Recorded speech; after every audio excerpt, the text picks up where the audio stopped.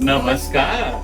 Hello, sir. Sir, I have come across a frequently asked question from our colleague regarding amalgamation of companies. In this context, sir, could you please explain us what is amalgamation of companies under Companies Act 2013?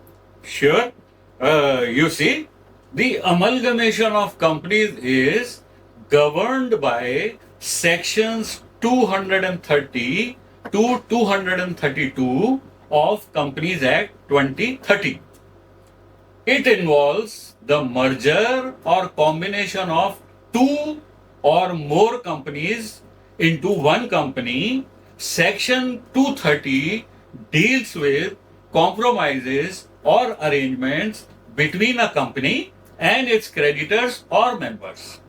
The company has to apply to the NCLT, which may order meetings for approval of the scheme. If approved by the required majority, the tribunal can sanction the scheme.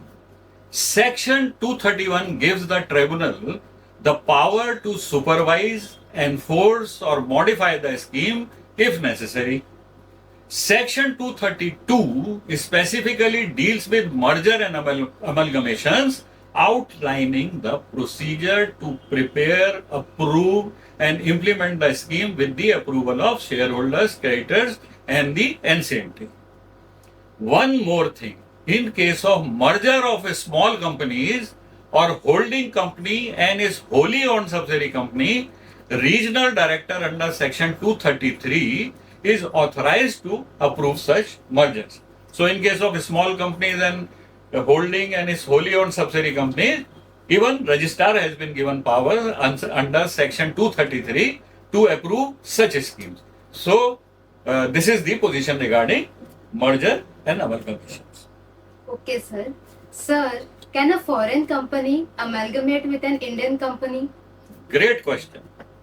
You see, you have asked a very, very crucial and complicated question.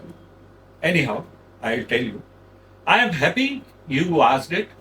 You see, as per section 2 of section 234 of Companies Act 2030, a foreign company may, with the prior approval of the Reserve Bank of India, merged into a company registered under Companies Act or vice versa, and the terms and conditions of the scheme of merger may provide, among other things, for the payment of consideration to the shareholders of the merging company in cash or in depository receipts, or partly in cash and partly in depository receipts, as the case may be, as per the scheme to be drawn up for the said purpose. Got it, sir.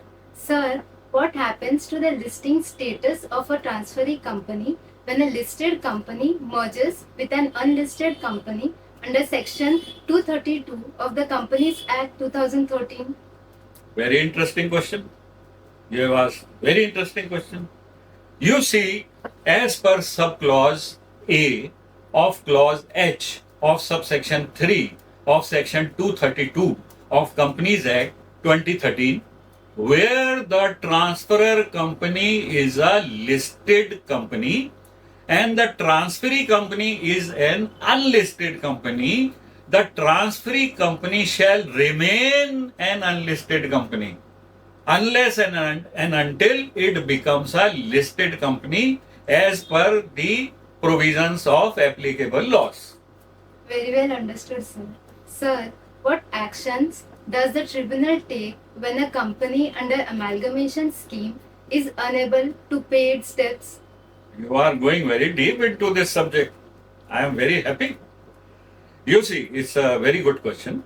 You see, as per subsection 2 of section 231 of the Companies Act 2013, if the tribunal is satisfied that the compromise or arrangement sanctioned under section 230 cannot be implemented satisfactorily with or without modifications, and the company is unable to pay its debts as per the scheme, it may make an order for winding up of the company. You see, it's such a extreme action that it can make an order for winding up of the company, and such an order shall be deemed to be an order made under section 273 of Companies Act. Sir, what are the penalties of non-compliance occurred in conducting amalgamation scheme?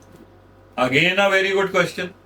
You see, as per subsection 8 of section 232 and general penal provisions of Companies Act 2013, if a company fails to file the certified copy of the order received from NCLT with the Registrar of Companies for registration within 30 days of the receipt of such order, the company and every officer of the company who is in default shall be liable to a penalty of 20,000 rupees, and where the failure is a continuing one, with a further penalty of 1,000 rupees for each day after the first, during which such failure continues, subject to a maximum of 3 lakh rupees. Last question, sir. Sir, what happens? Last to the- question. Are you sure? Yes, sir. Okay.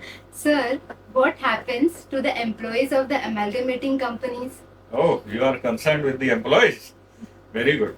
You see, as per clause G of subsection 3 of section 232 of the Companies Act, unless the scheme provides otherwise, the employees of the transferor company automatically becomes employees of the transferee company, and their service is deemed continuous. Now we come to our last segment, that is our adjudication of penalties under section 454 of Companies Act 2013. Sir, please tell us any two latest cases where Registrar of Companies has adjudicated penalties. Yes, why not? You see, under the said section, Registrar of Companies is authorized to act as adjudicating authority to adjudicate penalty in case of violation of certain section of Companies Act 2013.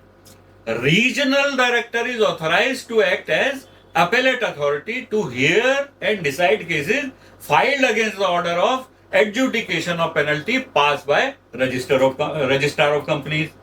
Now I'll tell you the actual cases decided by ROC. In the case of ALPS Life Sciences Private Limited, Registrar of Companies, Delhi, wide order dated 10th May 25 imposed a penalty of rupees 50,000 on company and rupees 50,000 each on two directors for violation of section 12 subsection 1 of Companies Act, as the company failed to maintain its registered office.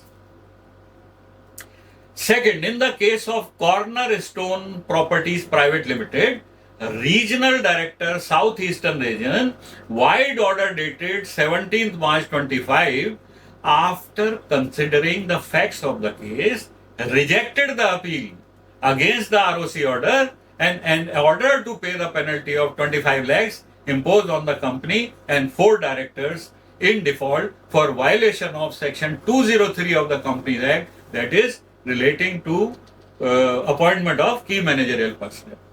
Thank you, sir. Bye audience, फिर मिलेंगे.